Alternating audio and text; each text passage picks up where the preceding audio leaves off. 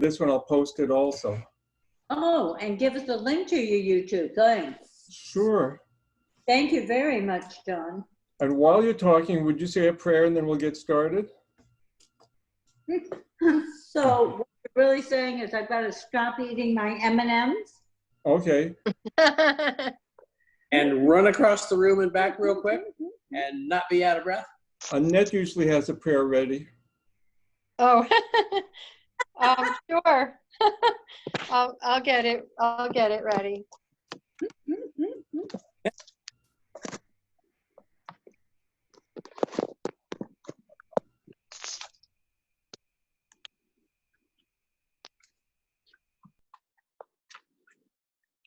Okay, let me say this one. Okay. Oh my Thank God. you. Oh my God. These servants are turning to thee, supplicating thy kingdom of mercy. Verily, they are attracted by thy holiness and set aglow with the fire of thy love, seeking confirmation from thy wondrous kingdom and hoping for attainments in thy heavenly realm. Verily, they long for the descent of thy bestowal, desiring illumination from the sun of reality. O Lord, make them radiant lamps, merciful signs, fruitful trees, and shining stars. May they come forth in thy service and be connected with thee by the bonds and ties of thy love, longing for the lights of thy favor. O Lord, make them signs of guidance, standards of thine immortal kingdom. Praise thy mercy,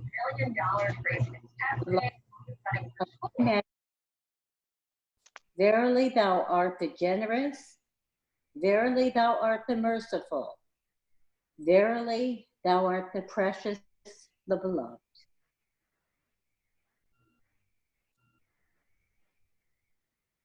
Great. Thank you so much and welcome to everybody. And so last time we spoke about the world order of Baha'u'llah. We spoke about the administrative order as the nucleus and pattern of the world order. So we kind of zoomed into the nucleus of the cell, you might say. So now we're going to zoom out and look at the rest of the world order and the different aspects of the establishment of the world order. So again, last time it was the nucleus and pattern of the administrative order, and we also spoke about the steps that the faith would actually go through in this long process. So this time we're going to talk about the steps that the world will go through in the process of going towards this world order. So I'm really excited about this topic. I think this is actually more exciting, to me at least, than the previous part. So this part two, and hopefully you can all see this. Can you see the screen that says the world order Baha'u'llah? It's kind of pink. And I'm moving my cursor around. So hopefully you can see the cursor going all the way around. If you can't, then you can adjust in your view. Usually it's in the upper right. You can change it to go to fit to screen, the selection fit to screen. So hopefully you'll be able to see all of this. So part two, building the world order. So here we go. So my interest in this began sort of considering the Lord's Prayer one day. I had sort of an epiphany riding my bicycle. And my question was, when you say, thy kingdom come on earth as it is in heaven, how is it in heaven? And how will it be here on earth? Because that's what I was wondering. And so that began my journey investigating this world order. And Isaiah said, they shall beat their swords into plowshares and their spears into pruning hooks. Nation shall not lift up sword against nation, neither shall they learn war anymore. So the appearance of the world order of Baha'u'llah actually goes back to the time of the Bab. In the Bayan, in the third Vahid of the Bayan, the Bab wrote, Well is it with him who fixeth his gaze upon the order of Baha'u'llah and rendereth thanks unto his Lord, for he will assuredly be made manifest. God hath irrevocably ordained it in the Bayan. I'm going to ask people if you would please keep your mics muted unless you want to say something, because it makes some feedback. Thanks. And if you want, there's also the chat function that you can use. Great. So there's a lot of text in this, and I usually have the references. So if you have a pen and paper handy, you can write down the references. And there's quite a bit. And I will ask some people sometimes to help read for the longer passages. So Baha'u'llah in Gleanings wrote, the world's equilibrium hath been upset through the vibrating influence of this most great, this new world order. Mankind's ordered life hath been revolutionized through the agency of this unique, this wondrous system, the like of which mortal eyes have never witnessed. Soon will the present day order be rolled up and a new one spread out in its stead. Verily, thy Lord speaketh the truth and is the knower of things unseen. And for me, the sooner that this old world order gets rolled up, the better. Abdu'l-Baha wrote, the nations will be forced to come to peace and to agree to the abolition of war. The awful burdens of taxation for war purposes will get beyond human endurance. And if anybody was to calculate the expenditures for all the nations put together each year, I mean, that's enough money in 1 year to build this world into a paradise. Schools, hospitals, homes, all the things that we need. So right now, there's a twin process that's taking place in the world. And at first, this is going to look rather simple, but then it gets complicated. So the two processes, on one hand, we have the disintegration of the old world order, which is very obvious. And on the other hand, we have the building up of the new world order. One is done by the Baha'is, and the other is done by everybody. It's happening under its own steam, you might say, the disintegration.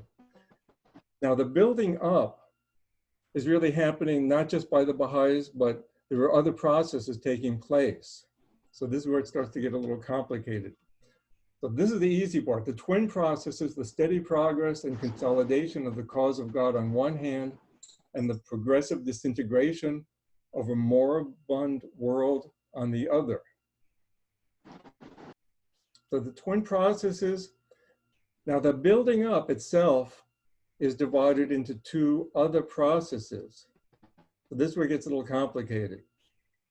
And it would be nice if it had a different name, but these are the names that Shoghi Effendi uses. Two simultaneous building processes that will converge. So again, in this building up part, there's two processes that are both building up and they will come together. And he says, and this is in Citadel of Faith. And the interesting part is, this is something we read, we're studying Citadel of Faith in our Wednesday night groups. And so this we read last night. And maybe I read this once before, maybe not, but I had to put in new slides today. It was, finding these things, right? So we cannot fail to perceive the workings of two simultaneous processes generated as far back as the concluding years of the heroic age of our faith, each clearly defined, each distinctly separate, yet closely related and destined to culminate in the fullness of time in a single glorious consummation. So let's take a quick look at these two processes. So one of these processes is associated with the mission of the American Baha'i community. And he says the American Baha'i community. In other words, the other communities around the world, they probably have their own processes, but this is directed towards the American Baha'i community.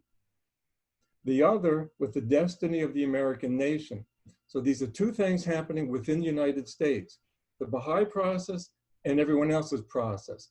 But this is the building up part, okay? The one serves directly the interest of the administrative order of the faith of Baha'u'llah, The other promotes indirectly the institutions that are to be associated with the establishment of his world order.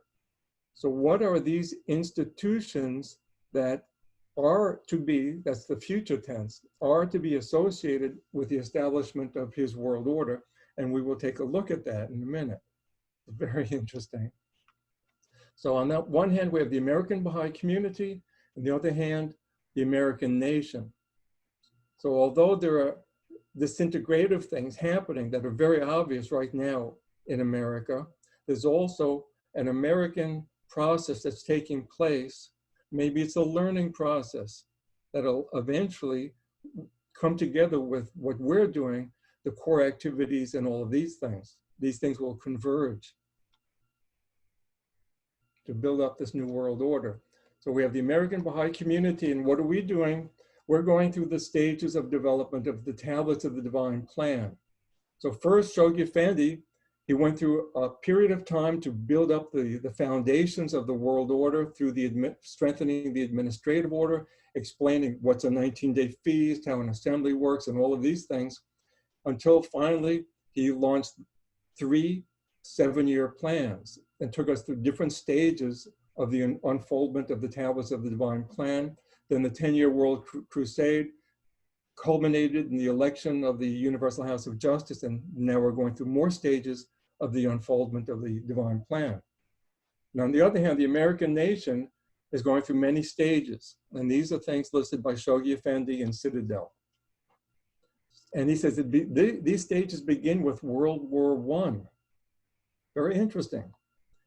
President Wilson's 14 points, which kind of led into the League of Nations, which was established. And the crazy thing about that is that Congress, if you can believe it, decided not to join the League of Nations. And I guess Woodrow Wilson wasn't very happy about that, but we see how things go, right? Then the League of Nations, which was supposed to stop future wars, didn't work. And of course, we had World War II, followed by the Atlantic Charter, which led into the United Nations being established, where in the seat of the City of the Covenant, it was seated in the City of the Covenant. It's just a coincidence, right? It just happened to be established in New York by coincidence, right? And many other steps. And these stages will continue. We'll look into some of the stages. And will take us towards the lesser piece, which we'll talk about in more detail, which may not be something that's terribly wonderful. And it may be, we don't know. And so that's all in Citadel of Faith. Fascinating book. So we look at the world as a single cell. Baha'u'llah said he wanted to see all people as members of one soul, of one body.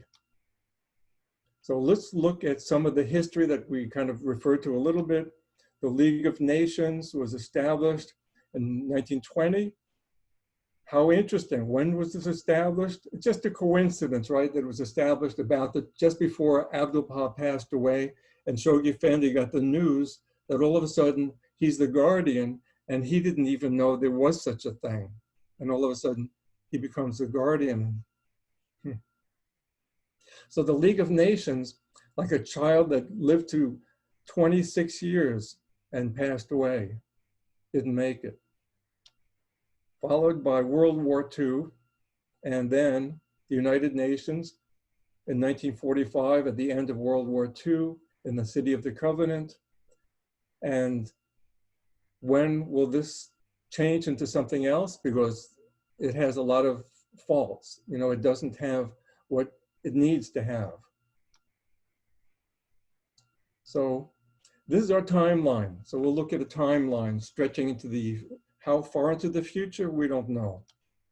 The heroic age, 1844 to 1921. The formative age, beginning with the ascension of Abdu'l-Baha and the naming of Shoghi Effendi. The formative age, otherwise called the transitional age or the iron age, where the institutions are strengthened like iron. We don't know how long this will go on. It'll lead us eventually into the golden age of the faith. We don't know when. So the League of Nations it morphed or changed into the United Nations, and then through a series of calamities, and we'll get into calamities quite a bit, the lesser peace will eventually emerge, and it will somehow change through different stages into the most great peace. Somehow there'll be something like a World Commonwealth of Nations, sometimes called a World Federation of Nations. And then over many years, a Baha'i World Commonwealth will emerge. And that will eventually lead us to our goal, which is a world civilization. And these are things that we don't know the details of. Oh, Adrian just mentioned that the daughter of President Wilson was Baha'i.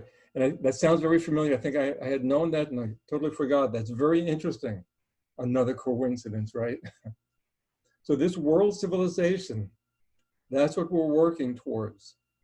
The advancement of all civilization into something that's incredible. So the road that we have to go along is the long road with a lot of turbulence, a lot of bumps, a lot of calamities. We know about that a little bit now. We're going through these calamities with a worldwide pandemic and craziness taking place, a lot of craziness. Shoghi Effendi, especially Shoghi Effendi, Abdul Baha and Baha'u'llah also, but especially Shoghi Effendi gave us some signposts along the way. Baha'u'llah said that in his day, he wrote, "Now that ye have refused the most great peace, hold ye fast unto this the lesser peace, that haply ye may in some degree better your own condition and that of your dependents." So in other words, if the world had recognized Baha'u'llah in his day, we would have had the most great peace. Of course, we know what happened. Baha'u'llah wrote about a vast assemblage of men. He said, and this is in Gleanings, the great being wishing to reveal the prerequisites of the peace and tranquility of the world and the advancement of its peoples, hath written, the time must come when the imperative necessity for the holding of a vast and all embracing assemblage of men will be universally realized. The rulers and kings of the earth must attend it, or they are able also to send their ministers. They must consult on how to establish the world's great peace. And he said that should any king take up arms against another, all should unitedly arise and prevent him. Nations will no longer need arms except to maintain internal order. So there's sort of like the skeleton idea, but there's much more. So Abdul Baha amplifies it. And he says the sovereigns of the world must conclude a binding treaty and establish a covenant. So here's this idea of covenant, which is, as I mentioned the last time, the covenant is a very, very important part of all of this, but because it's such a big part, we're leaving that to a separate study. So we're not going to go into the covenant very much at all. But this covenant, this most great covenant, he said the provisions must be sound, inviolable, and definite. And this covenant must be proclaimed to all the world, and all the people of the world must sanction it. It's an incredible idea, right? All the forces of humanity must be mobilized to ensure the stability and permanence of this most great covenant. And Abdul Baha wrote, and this is in World Order Baha'u'llah, the fundamental principle underlying this solemn pact should be so fixed that if any government later violate any one of its provisions, all the governments on earth should arise to reduce it to utter submission. Nay, the human race as a whole should resolve with every power at its disposal to destroy that government. And I always like to point out that he says, destroy that government, not destroy the people, their buildings, their cities, their agriculture, not that, which is what used to happen and still does happen so often. But the government, if it's a bad government and it's arising against the interests of the peoples of the world, it needs to be stopped. Abdul Baha wrote about the 7 candles of unity that need to be lit throughout the world. And these are metaphorical candles, of course. unity in the political realm, it has not been lit, obviously. But there are good signs like the European Union and others. These are steps in the right direction. And these steps sometimes, they have their setbacks, like when England withdrew from that. Unity of thought in world undertakings. This I find very, very interesting, this idea of unity of thought in world undertakings. I think it could also be looked at in terms of unity of thought in national undertakings, in city undertakings, in community undertakings, and in family undertakings, unity of thought. So all of these things can be applied. Unity and freedom, a long way to go. Unity in religion, which he says is the cornerstone of the foundation itself, a long way to go. Unity of nations, causing all the peoples of the world to regard themselves as citizens of one common fatherland. It'll happen, but maybe not real soon. Unity of races, making all that dwell on earth peoples and kindreds of one race. Very interesting, something we really need right now. Unity of language. And sometimes I think maybe people consider this to be not that important, but one time a man went to visit Baha'u'llah and he said, what can I do to help? And Baha'u'llah said, you can work towards establishing a world language so that when people go any place in the world, they'll be able to speak the language and feel like they're at home and be able to communicate with people. It's very important. John, these are not in order, right? These are the order, I think, that's in selections of the writings of Abdu'l-Baha. Now, in terms of time, which will happen first, I don't know. I don't know what'll come first or second. I have no clue on that. Now, he said, Shoghi Effendi said, there would be some form of a world superstate, and he gave it different names. He said a world commonwealth, a world federation of nations. Now, when you think of a federated state, usually you think of 3 branches of government. And that's what we have in the United States. It's a federation, right? And we have an executive, theoretically. We have a legislature, and we have a judicial branch. It's hard to say. And so in terms of the world, there will be, he says, an international executive, a world executive, different terms, right? And this executive will enforce laws with unchallengeable authority.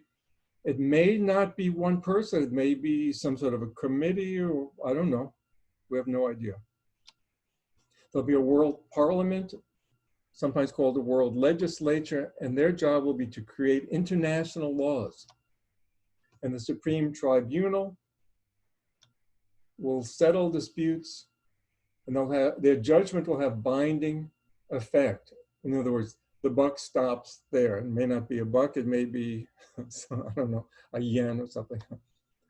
So the world parliament that creates international laws and this world executive, the best we have right now is the United Nations, and it's not doing such a great job. And for the Supreme Tribunal, we have this building. It's such a beautiful building, I think. The International Court of Justice in the Netherlands, in The Hague, the Peace Palace, and it's not doing such a great job. But that's what we have now. But in the future, we'll have these new institutions. Maybe they will be seated in the same places. Who knows?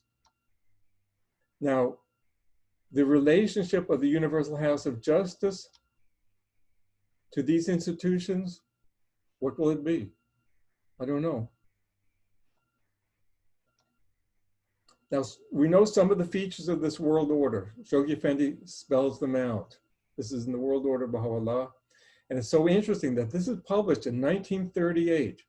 World War II was just kind of getting nasty at that point, just getting into it. And World War II didn't end until 1945. So this is during the time of Hitler's rise to power and all that stuff. And he said, the world order will have world intercommunication. Did he see in advance this World Wide Web that we have? Zoom. A world metropolis. This will be the nerve center of a world civilization.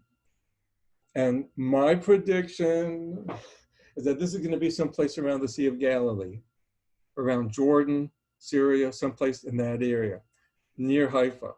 I'm just making a guess. You know, if you get into buying land or something, I don't know. If you invest in that area and it doesn't work out, don't blame me. I'm just guessing. There'll be a world language, obviously, world literature, a universal system of currency, weights, and measures, and I hope it's metric. Science and religion will be getting together. The press will cease to be mischievously manipulated by vested interests. Wow, maybe they'll stop having so many commercials too. The economic resources of the world will be organized. Now we're going to get into the subject of economy a little bit. And I think it's very interesting, even though personally I've never really liked the idea of economy, but this is a different view of economy. Sources of raw materials will be tapped and fully utilized. Markets coordinated and developed. But you see, all of this will happen little by little. It'll go from maybe what it is now, which is not fair, eventually to something that will follow justice. So this is features of a world order that are not necessarily the Baha'i idea of world order. Distribution of products equitably regulated. So we're going to go towards this fairness, this justice. Economic barriers will be demolished. Interdependence of capital and labor recognized. The end of racial animosity. Single code of international law. So these are some of the things that it'll go from the world doing things to eventually merging with these Baha'i ideals. So let's talk a little bit about economy. So Shoghi Effendi refers to a divine economy. Appreciate the value of this divine economy, his inestimable gift to mankind.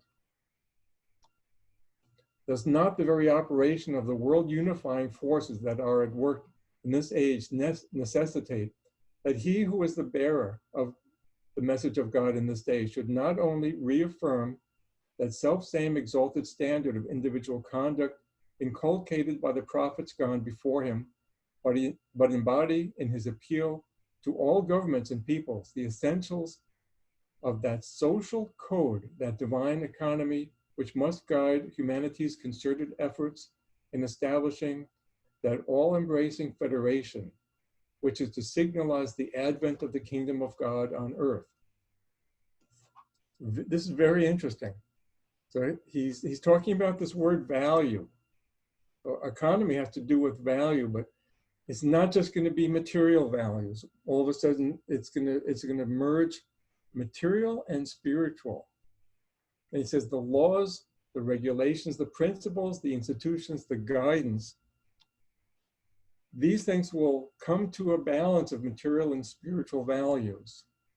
And it has to do with these laws, regulations, principles, institutions, and guidance revealed by the manifestation of God for this age, explained by Abdul Baha and Shoghi Effendi, and clarified by the Universal House of Justice.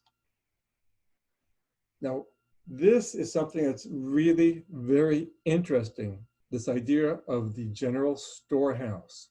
Let's look at this quickly. That he said that all members of the body politic may enjoy the greatest happiness, welfare, comfort. So this is really the sort of the bottom line, you might say, of the economics, that all the people of the body politic, in other words, all the people that make up the world, the body of nations, right, will all enjoy the greatest happiness, welfare, and comfort. So we'll have the different ranges of people, but even at the lowest range, people will all have happiness, welfare, and comfort. From among the wise men of every village, a board should be organized, and the affairs of that village should be under the control of the board. Likewise, a general storehouse should be founded. Now, is this board, is that the same thing as the spiritual assembly? I don't know. This storehouse that'll be established not just in the villages, but he also mentions in the cities. The storehouse will have 7 revenues, incomes: tithes or tenth, taxes on animals, wealth from people who die without heirs, all things whose owner cannot be discovered, a third of the treasure found in the earth, a third of the output of mines, and voluntary contributions. And 7 expenditures. This is where the money goes out. General running expenses of the institution, salaries, etc., and the administration of public safety, including a department of hygiene. Could we use maybe a department of hygiene? Tithes to the general government, taxes on animals, orphanage, support of cripples and incurables, support of educational institutions, and any deficiency in the expenses of the poor. Now, this is a subject we could probably spend hours on. So we're just gonna leave it at this and kind of go on. If anything is left in the storehouse, that must be transferred to the general treasury of the nation for general national expenses. When such a system is established, each individual member of the body politic will live in the utmost comfort and happiness, and the degrees will be preserved. Now, what does he mean by the degrees will be preserved? Let's take a look. Degrees of society. The body politic, like an army, is like an army. An army needs a commander-in-chief, colonel, captain, lieutenant, and private. It is impossible for all to enjoy the same rank.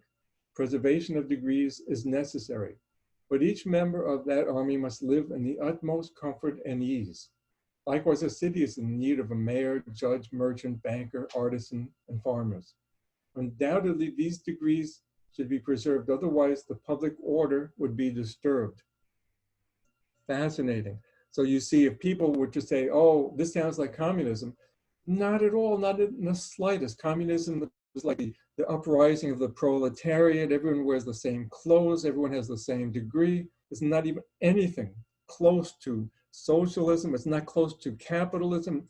It's really taking the best of all the different systems, and it's a new system. It's not really taking things from other systems. It's a new creation. It's a new divine creation.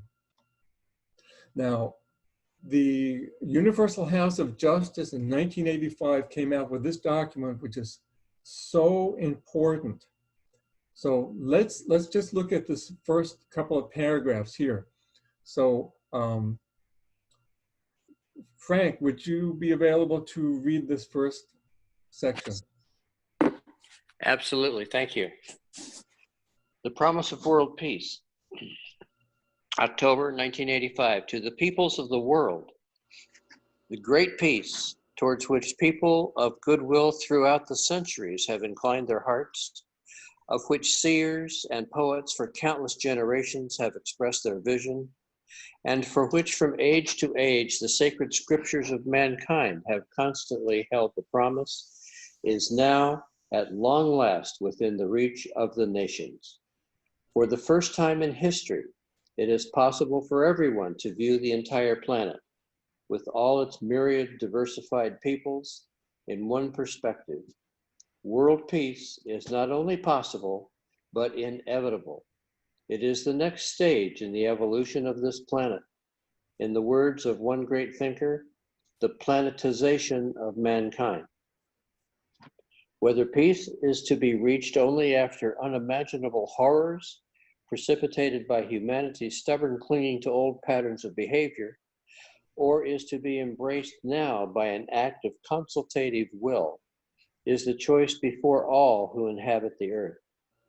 At this critical juncture, when the intractable problems confronting nations have been fused into one common concern for the whole world, failure to stem the tide of conflict and disorder would be unconscionably irresponsible. Thank you. So in that same document, they talk about a paralyzing contradiction. This is very important. So much have aggression and conflict come to characterize our social, economic, and religious systems that many people, in other words, have succumbed to the view that such behavior is intrinsic to human nature and therefore ineradicable. So this is the problem. That people think that mankind, that we're animals and that we can never not fight. With the entrenchment of this view, a paralyzing contradiction has developed in human affairs. On the one hand, people of all nations proclaim not only their readiness, but their longing for peace and harmony, for an end to the harrowing apprehensions tormenting their daily lives. On the other, uncritical assent is given to the proposition that human beings are incorrigibly selfish and aggressive, and thus incapable of erecting a social system at once progressive and peaceful, dynamic and harmonious, a system giving free play to individual creativity and initiative, but based on cooperation and reciprocity. So this is the paralyzing contradiction. This is, I think, in many ways, the goal of our teaching efforts to get over this, because our worldview can change in an instant. If we teach and we use the kind and the right words, people can change their worldview and realize that this is not only possible, but inevitable. Now, we want to go beyond peace to unity. Anna, would you please read this? Anna Stephens? I just jumped in from my, Okay. it was extremely interesting. I just couldn't leave it. Okay, permanent peace among nations is an essential stage, but not, Baha'u'llah asserts, the ultimate goal of the social development of humanity. Beyond the initial armistice forced upon the world by the fear of nuclear holocaust, beyond the political peace reluctantly entered into by suspicious rival nations, beyond pragmatic arrangements for security and coexistence, beyond even the many experiments in cooperation which these steps will make possible, lies the crowning goal. That is, the unification of all the peoples of the world in one universal family. So here, thank you, Anna. So here, this initial armistice because of the fear of nuclear holocaust. So here's the question I ask: what might occur that would increase our fear of nuclear holocaust? How about a city or two being vaporized? Would that increase our fear of a nuclear holocaust? And these many experiments, that's like the United Nations, the League of Nations, etc. But what are we going towards? The watchword is unity and diversity. So we're going towards something incredibly beautiful. In the Baha'i view, recognition of the oneness of mankind calls for no less than the reconstruction and the demilitarization of the whole civilized world, a world organically unified in all the essential aspects of its life, its political machinery, its spiritual aspiration, its trade and finance, its script and language, and yet infinite in the diversity of the national characteristics of its federated units. So, I'm sorry, I wanted to do this slowly here. Calamities. We have to go through these calamities now, yes. A little bit on calamities.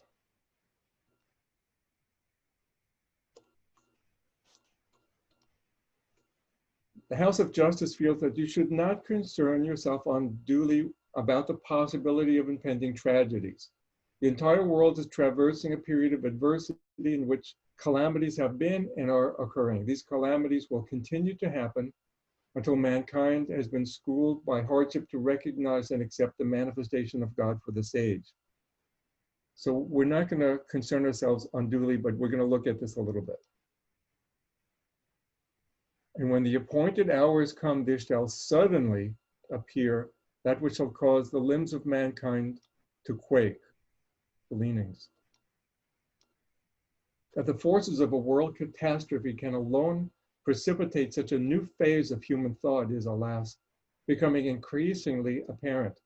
that nothing short of the fire of a severe ordeal, unparalleled in its intensity, can fuse and weld the discordant entities that constitute the elements of present-day civilization into the integral components of the world commonwealth of the future, is a truth which future events will increasingly demonstrate. Nothing but a fiery ordeal out of which humanity will emerge, chastened and prepared, can succeed in implanting that sense of responsibility which the leaders of a newborn age must arise to shoulder.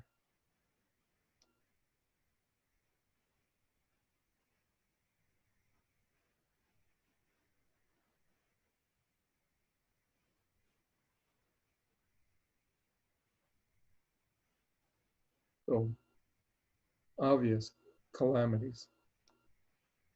We have no indication of exactly what nature the apocalyptic upheaval will be. It might be another war, but as students of our Baha'i writings, it is clear that the longer the divine physician, Baha'u'llah, is withheld from healing the ill of the world, the more severe will be the crisis and the more terrible the sufferings of the patient. To us, the generation of the half-light, living at a time which may be designated as a period of the incubation of the world commonwealth envisaged by Baha'u'llah. That's us, the children of the half-light. Now this warning, Pilgrim's Note warning, warning. Now you know Pilgrim's Notes are just things that pilgrims write when they're on pilgrimage, and it's not necessarily authoritative unless it's confirmed by the central figures of the faith in their writings. But this is a pretty good Pilgrim's Note. So let's ask Sharon, would you read this one? Here it comes. Sharon, you there? Yes, I'm here. In March 1948, he went still further in a conversation I recorded in my diary. Tonight, Shoghi Effendi told me some very interesting things. Roughly, he said that to say that there was not going to be another war in the light of present conditions was foolish. And to say that if there was another war, the atom bomb would not be used was also foolish. So we must believe that there probably will be a war and it will be used and there will be terrific destruction. But the Baha'is will, he felt, emerge to form the nucleus of the future world civilization. He said it was not right to say the good would perish with the bad because in a sense all are bad. All humanity is to blame for ignoring and repudiating Baha'u'llah after he had repeatedly trumpeted to everyone his message. Ria Khanum. So this is Ria Khanum, or Amatul Baha, hand of the cause of God, and the wife of the guardian wrote this. And if you look on the internet, you'll find some other pilgrims who apparently were there at the same time who wrote almost identical notes. One of which I think was, or is, I think that person passed away, was a counselor. God's purpose. Oh, and thank you, Karen, for reading. I did say Sharon, but it's okay. God's purpose is none other than to usher in ways he alone can bring about, and the full significance of which he alone can fathom, the golden age of a long divided, a long afflicted humanity. Its present state, indeed, even its immediate future is dark, distressingly dark. Its distant future, however, is radiant, gloriously radiant, so radiant that no eye can visualize it. Now, Sharon with an S, if you're available, could you read this? Sharon, wifey. No, it's not, I see her there. Okay. Mary, would you read that? I see her there. Yeah, just unmute yourself. Mary, can't hear you.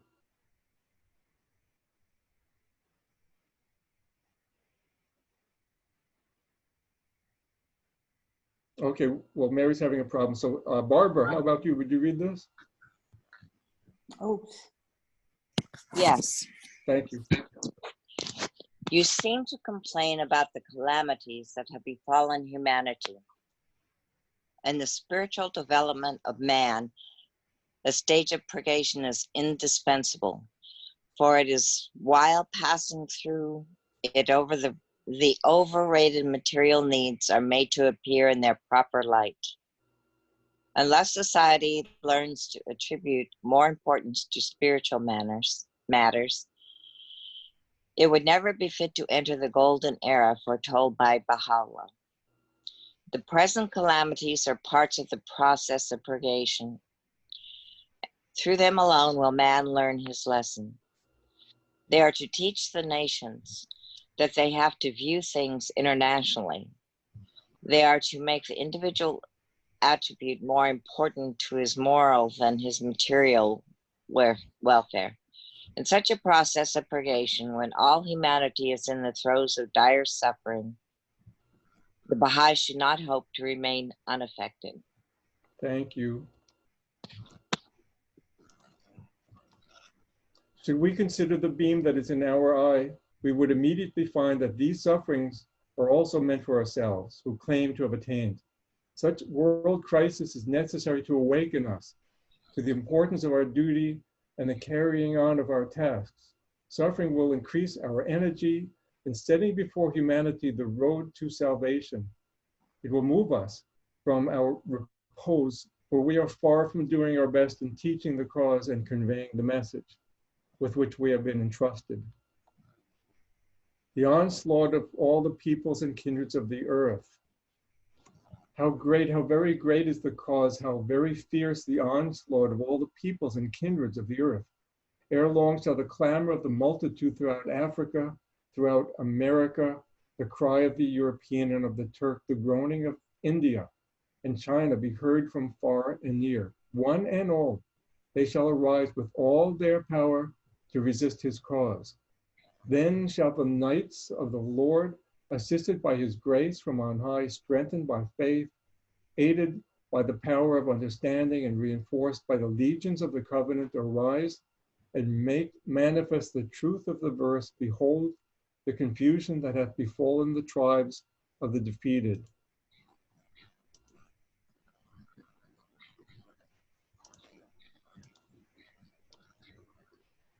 And just a quick mention of the environment, which, you know, it's a whole big topic, but we're just going to mention it briefly. The climate change. Climate change. Now, this is from the International Baha'i Community, and they're saying that they look at this as a tremendous opportunity to take the next step in the transition from a state-centered mode of interacting on the world stage to one rooted in the unity. So I'm not going to read all of that. So the thing that we are looking towards is transformation, world transformation. So when the manifestation of God comes, we use this analogy of God and the manifestation reflecting his teachings to mankind. So it's through these teachings that each individual becomes hopefully more spiritualized. That's why they give us 70 years, 100 years, whatever it is. I'm going to need a few thousand years, but what can you do? So here we look at individual transformation through the teachings of Baha'u'llah and world transformation through these teachings. And we have to help with this process. It's really up to us. And sometimes we use this word to explain what it is that we're doing. We call it teaching or reflecting the light of this revelation to mankind. So we need this world transformation. So it's a spiritual transformation of the individual and society. This is the dual task that we have, as Shoghi Effendi referred to in Advent of Divine Justice. The supreme and distinguishing function of his revelation, the calling into being of a new race of men. Since I asked Sharon before, now I'm going to ask Karen to read this.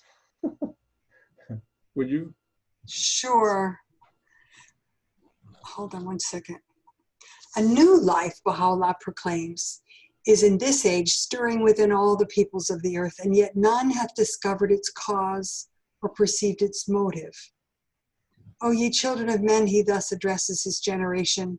The fundamental purpose animating the faith of God and his religion is to safeguard the interests and promote the unity of the human race. This is the straight path, the fixed and immovable foundation, whatsoever is raised on this foundation, the changes and chances of the world can never impair its strength, nor will the revolution of countless centuries undermine its structure. The well-being of mankind, he declares, its peace and security are unattainable unless and until its unity is firmly established. So powerful is the light of unity, is his further testimony, that it can illuminate the whole earth. Thank you. So we have a drink that we need to drink. It's called the divine elixir.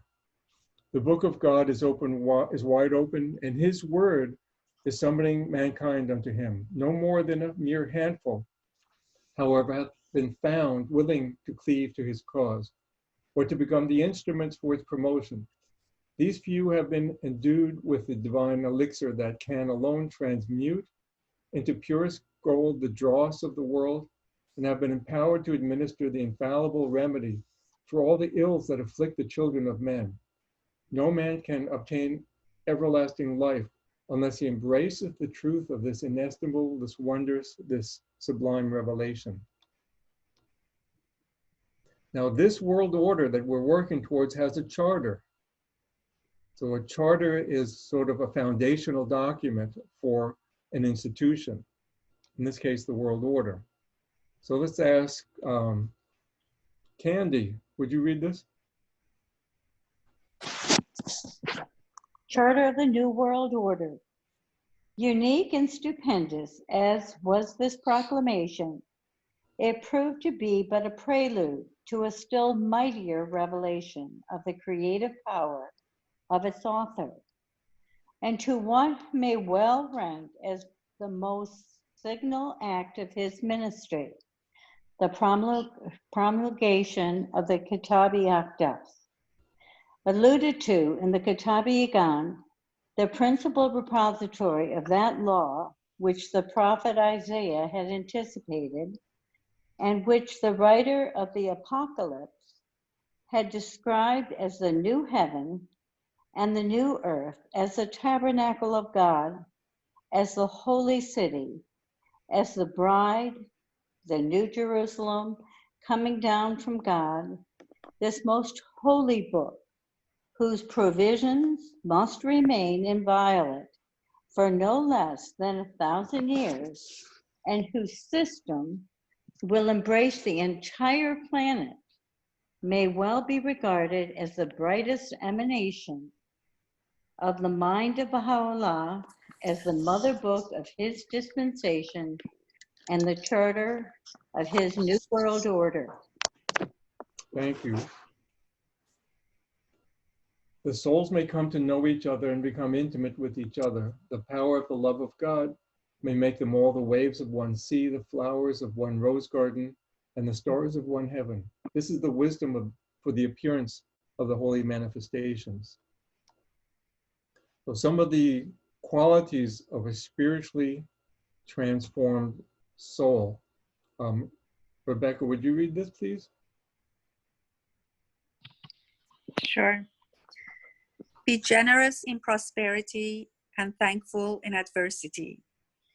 Be worthy of the trust of thy neighbor and look upon him with a bright and friendly face.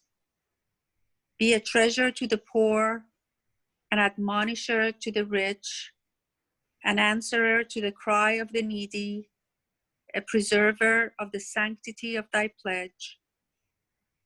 Be fair in thy judgment and guarded in thy speech. Be unjust to no man, and show all meekness to all men. Be as a lamp unto them that walk in darkness, a joy to the sorrowful, a sea for the thirsty, a haven for the distressed, an upholder and defender of the victim of oppression. Let integrity and uprightness distinguish all thine acts. And continue. Be a home for the stranger, a balm to the suffering, a tower of strength for the fugitive. Be eyes to the blind and a guiding light unto the feet of the erring. Be an ornament to the countenance of truth, a crown to the brow of fidelity, a pillar of the temple of righteousness, a breath of life to the body of mankind, an ensign of the hosts of justice, a luminary above the horizon of virtue, a dew to the soil of the human heart, an ark on the ocean of knowledge, a sun in the heaven of bounty, a gem on the diadem of wisdom, a shining light in the firmament of thy generation, a fruit upon the tree of humility. Thank you. How? So these qualities, how can we ever have all of those qualities? So we look at the perfect exemplar, Abdu'l-Baha, perfect example of the Baha'i way of life. For the first time in history, the world has an example to emulate, a perfect human being who was not a manifestation of God. Now, in terms of psychology, you know, we think of mental illness sometimes, but we don't have, what is the norm that psychologists use? They don't really have one. So when Abdu'l-Baha is recognized, then psychology will really become a science because there'll be a norm to examine. Someone whose life was a perfect life. We don't have that without Abdu'l-Baha. Now something happened. Now it's a little bit more than 100 years ago. It was May 1st, 1912. Abdu'l-Baha laid the cornerstone of the Mother Temple of the West near Chicago. Now, there was this seamstress, a very poor lady, Nettie Tobin, who decided she wanted to participate by bringing the cornerstone, which she found as she was walking to the dedication of this temple. And this is the stone that the builders rejected. She saw this field where people were, there were some building scraps and there were stones, and she chose one stone. And the builders that were there helped her to load it into a baby carriage that she found. And she was able to wheel this. And Abdu'l-Baha was actually waiting for her. He kind of knew that she was coming. And that became the cornerstone. And in many ways, this is the cornerstone of the world order of Baha'u'llah, because it represents, she represents the poor, the forgotten masses of mankind. And that's built into the structure, physically built in. And you can go and visit this cornerstone when you go to the Mother Temple of the West in Wilmette. It's very symbolic. It's something to think about. And last time we mentioned briefly the Mashriq al-Azkar, which means the dawning place of the mention of God. And this is one of the core parts of the world order of Baha'u'llah. The Mashriq al-Azkar, described by Abdu'l-Baha, as one of the most vital institutions of the world, weds two essential, inseparable aspects of Baha'i life, worship, and service. Our hearts brimming with thankfulness to the ancient beauty, we rejoice to inform you regarding the erection of the first local house of worship. So this was in 2012. And really, I had never thought I would live to see this statement that they would start building local houses of worship. But now the process is undergoing, and there will be hundreds of thousands of these buildings throughout the world. Some of the steps along the way. Teaching the faith means reflecting his revelation to others. So these are some of the things that are taking place throughout the world to bring us along these steps. Children's classes, devotional meetings, the institute process, summer schools,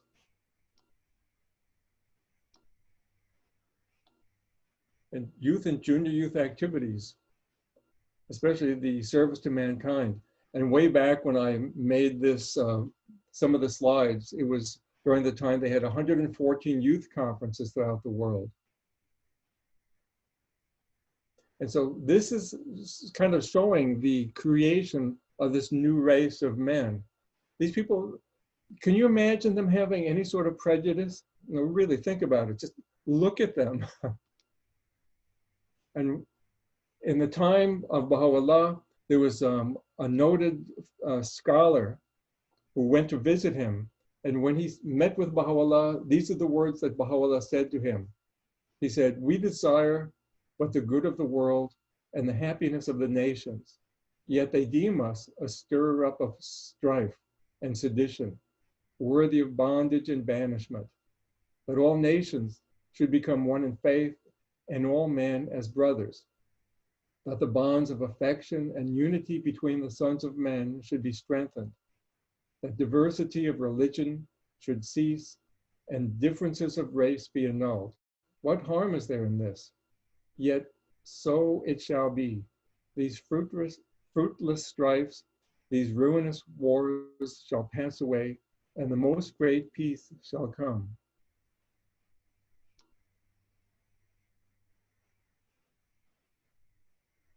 And that's it, folks. That's Warner Brothers there. So if you want, if you have some questions, we can chat for a while, if anyone's still awake. John, sorry, I'm the one who was walking and listening to you, right? So I got back home and have been looking at it. I really enjoy your talks because you're showing a different perspective.